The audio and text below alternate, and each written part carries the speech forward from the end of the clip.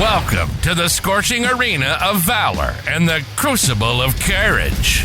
This is the Forged in the Fires podcast with Fireman Rob. Here, in the inferno of life's greatest challenges, heroes are shaped and legends are born. Every episode is a torchlight of wisdom, casting a glow on the paths walked by those who've braved the flames and emerged stronger. In this furnace of fortitude, we'll explore tales of resilience, bravery, and the unyielding human spirit. Each guest brings their own spark of insight, lighting up the darkness and guiding us through the smoke of adversity. With Fireman Rob at the helm, prepared to delve into conversations that smolder with significance and stories that kindle the soul. It's not just a podcast, it's a beacon for all who seek to rise from the ashes and glow with purpose. So stoke the fires of your curiosity and ready your heart for tales of triumph and transformation. The flames are roaring. The stage is ablaze. Welcome to the Forged in the Fires podcast. Let the journey begin. All right, welcome back to Forged in the Fires podcast. I'm your host, Fireman Rob. Today I have not just a fireman. I'm going to say it's the fireman. He's a gentleman that I met. He is larger than life, not like height wise, but larger than life. I started it off already. He's an FDNY firefighter. He was assigned to engine 210. Hold on. Oh, sure. Okay, go ahead. I just want. No, you're good, bro. Oh yeah, no. Well, you have your own podcast, so you know how to do this stuff. How'd you put my resume? How'd you know I was assigned to engine 210? Because I'm a fucking genius. I see it. Go ahead, continue. We're just gonna start it. More ego stroking. Go ahead. Kevin Kubler, FDNY firefighter. He's one of the hosts on Getting Salty. Let's just start this off, Kevin. It's so great to have you on today.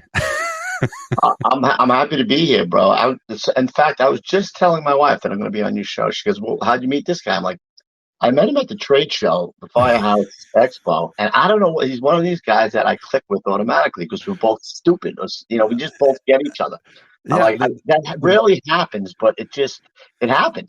We created this bromance right off the bat, and here we are. I'm on your podcast now. It's exactly right. It's that unseen level of consciousness. No, that's just too deep. You're right. It's the same level of stupidity that we have. But I mean, I want to go back to your career. I mean, you were assigned as a probie, just out of probie school in Brooklyn on engine 210, and you worked for a short time on Ladder 16 in the Upper East Side in Manhattan. I know there's always this mystique of the FDNY, and especially when you started. Tell me more about. I want to know more about the probie school because I think that's something that a lot of people don't know about and don't understand completely. Well, I had the benefit of having my father, my uncle, and my two brothers on the job, so I kind of knew what I was getting into when I went to probie school. They just said to keep your mouth shut. That's it. Wait a second. How'd you do that? I don't, dude. You know me. It was very difficult, but I did. I just kept my mouth shut, and I made it through probie school. There was guys. They say there's 3 A's. You want to be the anonymous guy. A is anonymous. I think one is asshole, and one is I forget what the other one is, but you just want to be anonymous. So there were plenty of guys with assholes who were like the lightning rod.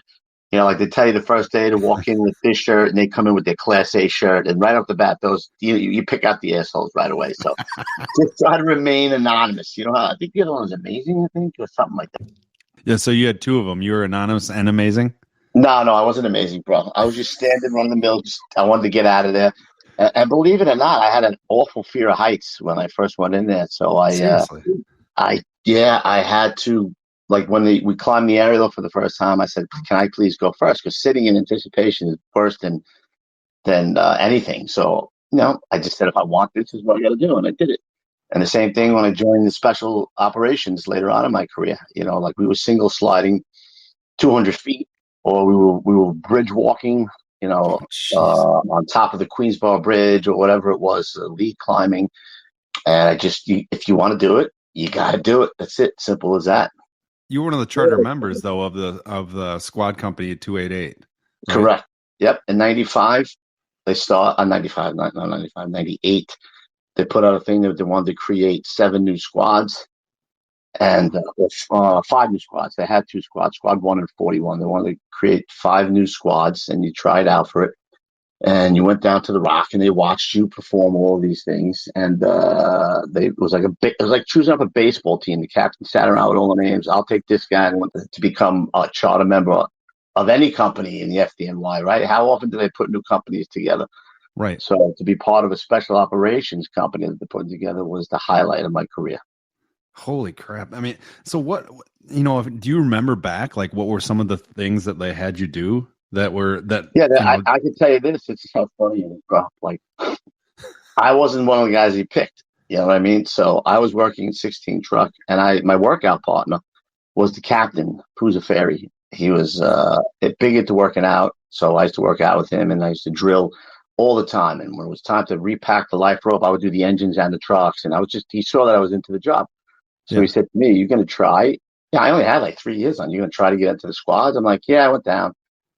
And I spoke to the captain after they had the picks, and I said, "Hey, Cap, I want to come to the squad." They're like, Captain Murphy, Dennis Murphy, who was a Rescue 2 guy. He was 111 guy, all hard charging places.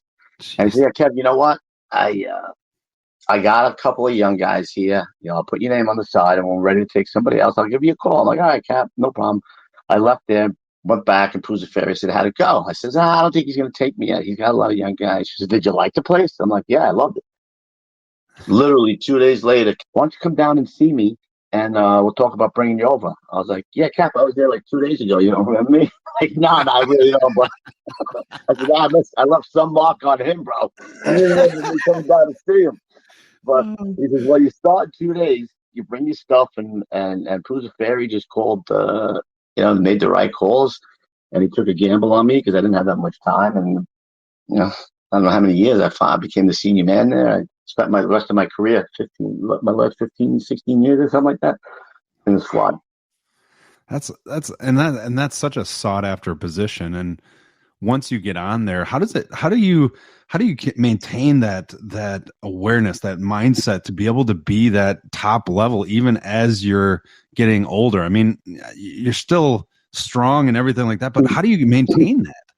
I don't want to say peer pressure. It's all the guys are all on the same page there. Sometimes you go to a firehouse and you have maybe 1 or 2 guys who really aren't into the job. And you have a handful of guys who are like, they can take or leave the job. Here, everybody wants to go to fire. Everybody wants to perform at the highest level. So you're surrounded by all guys like that, man. There is no other choice. That's what you're doing, and they motivate you, and you don't want to be the guy who's not pulling his weight there. So as opposed to a regular firehouse, which I did miss a little bit, where you would watch a game, you need to do what you had to do, check the equipment, watch the ball game in there and talk about the meal and what you're doing. This was like drilling nonstop, taking the tools off the rig, tool checks on certain days, and there was so many tools on that rig. That kind of stuff, we did have a little bit of it, the old firehouse stuff, but it was mostly drilling and work. Yeah, it was work 24. We would drill till 3 o'clock in the morning sometimes. Holy shit. Yeah. Now, what does it feel like? I actually watched your 9/11 speech that you gave us, the squad 288. I think it was 2 years ago. Mm-hmm. And I love the statement that you said, the lights will always be on and the doors will always be open. And then you like in your classic fashion, you're like, I went to the firehouse and the rookie didn't even know who I was. Yeah, he opened I knocked on the door. He opened the door and says, "Can I help you, sir?" I'm like, "Can you help me, sir? You know who I am, bro? Come on, I was just seeing you. Don't know who I am. You can ask me who I am." That's my mother. She'll call me another 52 times. Take off the damn alerts. You're on I don't know how to do it. I tried to do it. She's 85 years old, bro. She had 3 sons who were firemen and her husband, so she calls me every day. So anyway, I didn't want anybody to ever forget those people. So everything was revolved around them. like if once I got to become senior man, the boss would give me the riding list and say, fill it out, and I'd go down there and say, who wants the can and the nozzle today? You tell me every guy on there, or you tell me who this guy did, where did Ronnie work. I would drill them about the guys so they would never forget. And they would get their assignment according to who knew the most about the guys that we lost. And actually the captain there right now, Ralphie Longo, he came there when he was a junior man, when I was a senior man. He's the captain there now.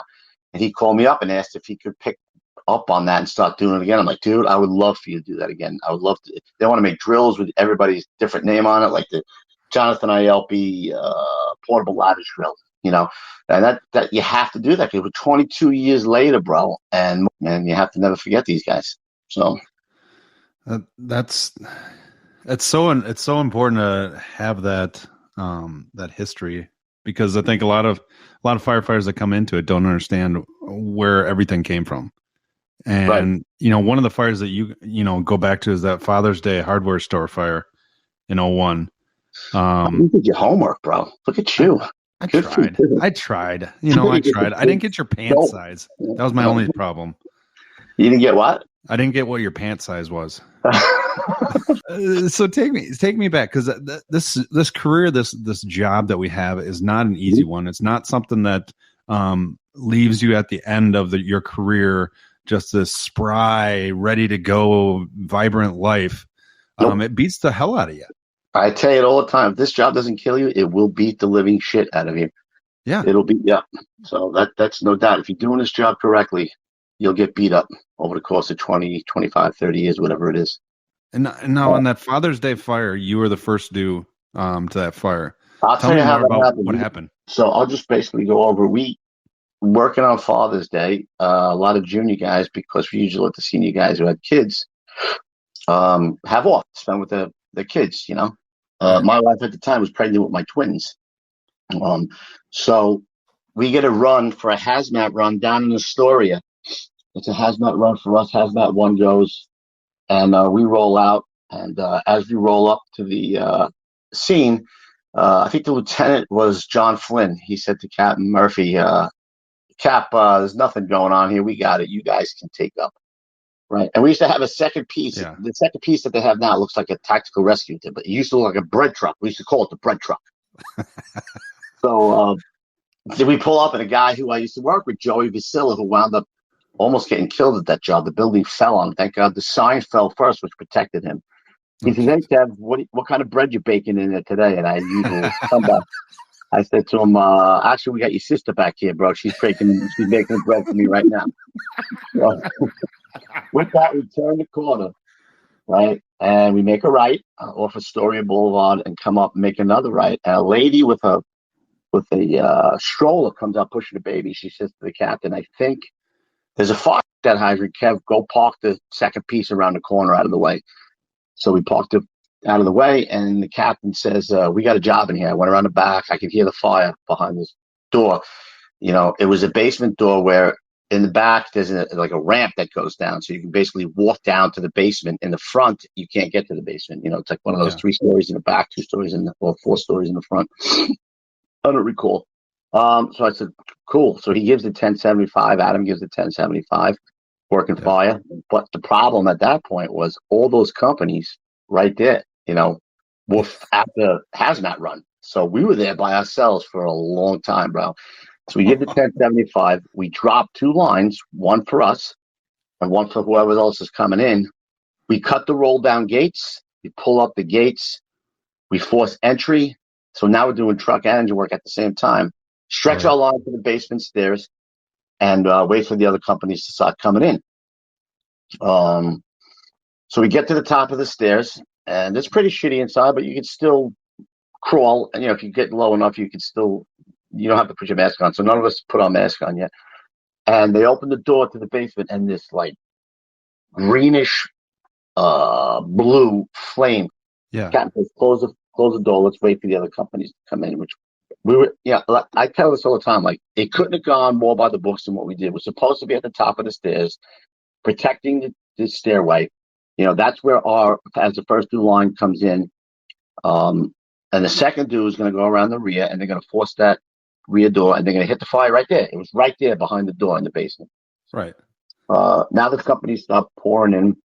Rescue 4, I think, was somewhere in Manhattan. They come back over the bridge. So the captain says to me, I had the door at the time. He says, go grab a hook and take all those. They had giant plate glass windows, like those old school, So I took all the windows. Happy day. Yeah, man, I was in my glory. But it starts getting shittier and shittier because we're sitting there for a while. And they're having a problem getting the door in the rear because it's got all of these. I don't know how to police lock. It had the bar that goes across it. Jeez. They were getting their asses kicked, and it was going for a while. And they tried a hearse tool to even get the door open. Oh, seriously? They couldn't get the door open, man. It was ball breakers. So the chief of SOC is a big guy. I can't remember his name right now. But at the same time, they weren't getting it from the rear. So the chief said, hey, Dennis, can you guys get down there? And Captain's like, yeah, we'll do it. So the captain says, everybody check their bottles. Did anybody take any hits off the bottles? Like, no, Cap, we're good to go. So we all turn on our bottles, and I go to put my face piece on. And just at that moment, Rob, it felt like somebody turned on a 747 jet engine right in our face, and the whole basement exploded, and everybody went up to the ceiling and then fell down. Some guys fell down the basement. Brian Fahey, I don't know whether he passed us to get down there first or what the case may be from Rescue 4, but it exploded. We went up. That's why everybody basically hurt their knees at those fires. I broke my kneecap. Captain Murphy tore his ACL. Dennis Burnham tore his ACL. Timmy Garrity had nozzle. I think he broke his ankle. So we fall into total blackness, man. And I tell guys this all the time, man. If you think that you're going to be cool as a cucumber, I panicked and ripped my face piece off and started giving maydays. It was the stupidest thing in the world. I should have kept my face piece off because I didn't know what the atmosphere would be like, right? Right. But I used to drill guys on this all the time, know I learn from experience. So I can hear the guys talking. I can hear Captain Murphy saying, where are you guys? I can see a tiny little light. And I just crawled to the light. And then I couldn't crawl no more. The actual side of the building was missing, which was the exposure to side, which was the left-hand side of the building, was gone. And the front of the building had collapsed. So we came out the side of the building, and then I couldn't get out. And believe it or not, Hazmat 1 pulled me out the rest of the way. Really? Yep. Pulled me out, and then we all get out. They take us across the street to the triage where the ambulances are, and I can hear Brian Fahey over the radio saying, I think he had the irons, rescue irons to rescue. I'm underneath the stairs. Come get me. And I'm like, holy shit, man, And I forgot, as well coming out, I saw the sign, and I saw somebody's arms and legs at the signs, and it was Joe Bacilla, the guy who was breaking my balls. The sign fell on him, and all the debris fell on the sign instead of falling on top of him. I mean, he was fucked up pretty bad, but he lived. And Harry Ford, and I can't remember the guy from 163. I'm remiss now. It's bad. Happens when you get old. All the debris, the side of the buildings fell on them. I'm under the stairs. Come and get me. And it was on. But by that time, I had a couple burns on my back and my knee. I was in the ambulance. And then we found out later on that they couldn't get to him. It was too late. They tried to breach walls. They tried and they didn't give up till they found them. But eventually they found him face down in the water. Must have run out of his air, and he took his face piece off to breathe because he had burn marks around his face where his face piece was. Yeah. And that was it, and I was pretty spooked by that job. And I tried to kind of rush to get back because I wanted to know that I could still do it. Right. Because I had in the back of my mind, like, holy shit, I don't know if I can do this again. And they were all telling me, stay out. And I came back, I think, I'm going to say the first week in September, last week in August. Right before 9/11. And I was actually supposed to work that day, but I had a personal training business, which because I was hurt, I couldn't, train these ladies. I worked in a very rich area, and I had a lot of high paying clients. So they both said to me, listen, if you can't train me, you're going to have to get somebody else. So I called the firehouse, and I got Joe Hunter to work for me. The survivor's guilt. But it took me a while to figure out that, God spared me for a purpose. And instead of being unhappy and pissed off at him, I realized I had met my current wife, and I had two beautiful boys with her, and that was a gift from him. And me surviving was a gift instead of a burden. You know, it wasn't my time. That's it. I got the gift, you know? So that takes it all the way through there. And then we just spent the next, I don't know how many months. Let's see, September, October, November, December, January, February, March, April, May. 8 months digging in the pile to find our guys. We didn't find them all. But I remember also getting to the firehouse because I was taking a nap in the car between sessions with the training sessions. And I had this old World War II guy who was working the desk. He was a funny guy, man. He come knocking on my door, on my window. And he's like, those damn communist bastards are bombing. I'm like, what are you talking about? So I go into the gym and I see it on the TV. I'm like, holy shit, I got to get to the firehouse. Tell these girls it's off. So the firehouse is only maybe 5-10 minutes from the gym. Yeah. And I got there and there was a detail from Squad 41. He's now a chief. He's like, dude, let's go grab the second piece and we'll go into the city now. I'm like, dude, I talked to the captain. He's on his way to like 5 or 6 guys. I'm not going to leave them without a vehicle because they're going to want to go too. Let's chill out. Wait for them to get here. And he must have pushed me and pushed me and pushed me like 5 times. And I'm like, the captain said to wait. We're going to wait. And as I'm sitting in the office, the fucking first tower collapses right in front of my face. I'm like, holy shit, man. So I break his balls all the time when I see him do that. If I had listened to you, we'd be both under that rubble. You owe me big, chief. You owe me. And then we got the second piece and we threw it, all the stuff in there. We had a kid who was in probie school who lived in the area. He came to the firehouse. We put all like 2 hazmat guys, Paulie Patsos, me, Belisari, Captain Evans, and we drove down there and we got on the West Side Highway. The second tower collapsed that we were on the highway. And we got there. I tell people all the time, it was like, you ever go out when it first snows out and everything's like really quiet? Yeah. That's what it was like. The paper and everything looked like snow. Yeah. Portable up, and we started to do a search, and we found a guy within 10 minutes. We found the guy that Lieutenant Belisari, he was I think he was a lieutenant from Engine 1. We found him under some rubble, and we pulled him out. And then I realized, too, that my brother was a chief in the 4th Battalion, and he might have been working that day. So it's one of those, holy fuck, man, I hope my brother's not here, you know? Right. So I started walking around asking guys if Chief Kubler was working. And I couldn't find out. And wound up, he did the same thing. He took the second half of the mutual with his partner, Matty Ryan, and that chief wound up dying, too. So we were both actually lucky that day. Wow. And then I spent the next, I don't think I came home for like 3 days, something like that. 2 days, 2 full days, I think. Right. So for some reason, my name got on the list of guys that were missing because I was down there for 2 days, and my brother and my whole family they lost it. They were like, holy shit, he's on the list. Okay, and then you couldn't connect with anybody either. No, there was no cell signal. It's done. There was no cell signal down there. And I actually also ran into Johnny Feehan, too, who I was in probie school with, and his father was the Commissioner Feehan. We had this thing, Rob, like there was like some priests on the corner with people praying and saying, and then I go to the next block, and we found 288's rig still intact. Really? It wasn't crushed. It was just full of shit, you know? And it was just a weird feeling. It was like after one of those movies, like when they drop the bombs at the end of the world, because all the buildings were, the windows were shattered, and it was like people left in a hurry, and there was still food on plates. It was the weirdest thing in the world. Oh my gosh! And to this day, like when you talk about it, does it? I mean, it's got to still have that emotional release for you. Is it different? I've kind of filed it. It took me a long time to file it somewhere so I could talk about it now. And I think what happened was right after I went to the museum for the first time. I didn't want to go, but my father-in-law came in from the Philippines, and my wife said, let's take him down. And I said, all right. And I went down there, Rob, and I bawled my eyes out because I could hear they played the radio transmissions, and I can hear Jonathan Ielpi from the squad coming on. And he was like in the firehouse saying, Squad 288 is available, send us. And like, stand fast, 288.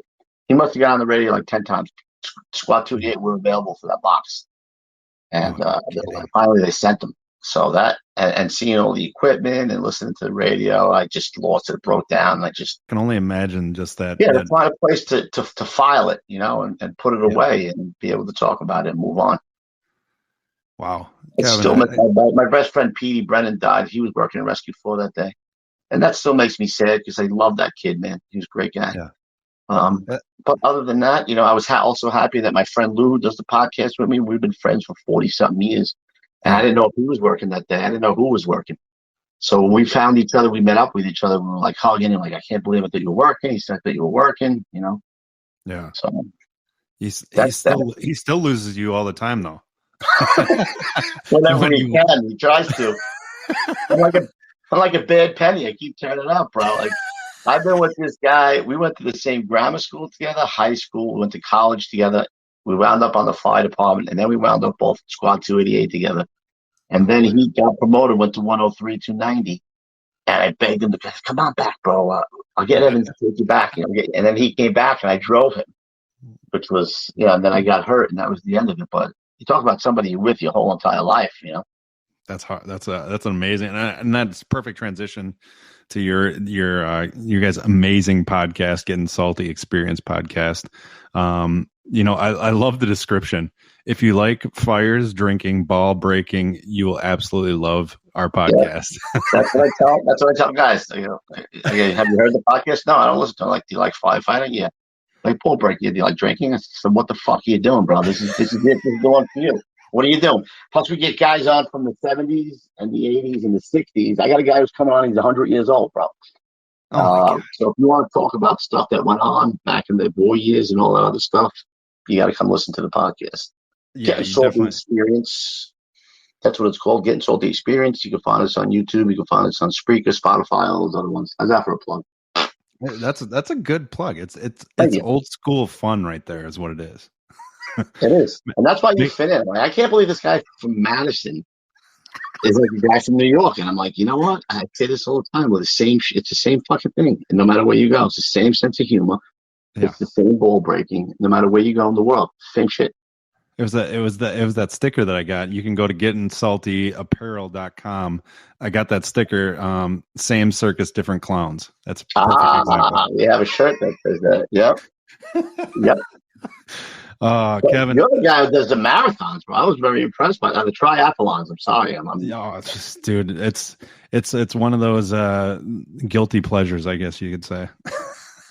It's kind of like what you've said in some of this stuff. It's when you can feel the pain makes you feel you're still alive, and you feel like you're doing something productive. Yeah, man. Yeah. I tell people all the time in the gym, it's 5 reps past it hurts is when you really start doing something, bro. So, when you get to the whatever rep and you stop because it hurts, I'm like, nah, you're pussying out, bro. It's 5 reps past pain. So that's where you gotta go. Oh, I love that. Well, the best part is I want to end with you giving a piece of advice to everybody out there, from your vast experience, from your just the way you've lived life. Give somebody, what would you say to people, in their minds? How can they frame it to be able to live the way that you've lived in your life? I'm an extremist. As far as anything I do, I'm not doing 60, 70, 80%. So people who know me, I am pedal to the metal, balls to the wall if you're going to do something. And you can do anything or be anything or make as much money. I tell my kid there's a lot of money out there. You just got to go make it. Yeah. So if you want to be in a special operations company, you want to get on the fire department, you got to bust your ass. If that's what you really want, nobody's going to hand it to you. Nobody. And the other thing is, once you do get on the job, man, it is gone in a flash. I remember being in probie school and saying, wow, I won't be retired to 2000, whatever. And before you know it, that's here and gone. So, love your job. Like firemen love their job. I would be away in Hawaii or whatever, and I couldn't wait to get back to the job. I'd call the firehouse and like, aren't you in Hawaii? And like, yeah. And like, what the fuck are you calling the firehouse for? So it goes by so quickly, man. You can fulfill all your dreams. There is nobody holding you back. Don't listen to this fucking garbage that they're telling you. You're being held back by this. You're being held by that. Go get it. Right. Figure out what it is and do what you have to do to get it. And that's it. Love that's it. What you make Kevin, it's been amazing listening and hearing the stories and your perspective of how life goes. I mean, it's amazing to hear all the stories that you have, and I'm sure there's a bunch more, and I'm going to have you on again probably next year. That's all right. I think we need to have more of these, but make sure you go to gettingsaltyapparel.com because there's some freaking amazing stuff there, but also on your favorite, wherever you listen to your favorite podcast, go listen to Getting Salty Experience Firefighter Podcast. It's freaking amazing. Look at you. Let me say one other thing. Yeah. The old school of not being able to talk to somebody because it's not manly is crap. It's garbage. So if you need to talk to somebody, I needed to talk to people. I had a lot of shit going on in my life. I lost my father early. I've been divorced twice, 9/11. There is nothing wrong with going to see somebody. Get rid of the macho bullshit and go and talk to somebody, because guys in the firehouse may not pick it up and be able to say something to you. And this goes for the other end. Look a little more deeply if the guy is off. Why is this guy off? Don't walk around with your head in your ass and break the guy's balls all the time. Sometimes take a step back and say, what's up with this guy? Because he never showed up for work. He took a shotgun and shot himself in the chest, and nobody had any idea that was going to happen. So, sometimes take your head out of your ass or take your head out of wherever it is and look around and see if everybody's okay. I love that.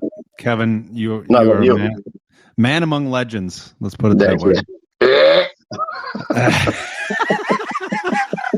Hey, I appreciate your time today, buddy, and I'm sure everybody in the audience loves the perspective. I appreciate you, brother.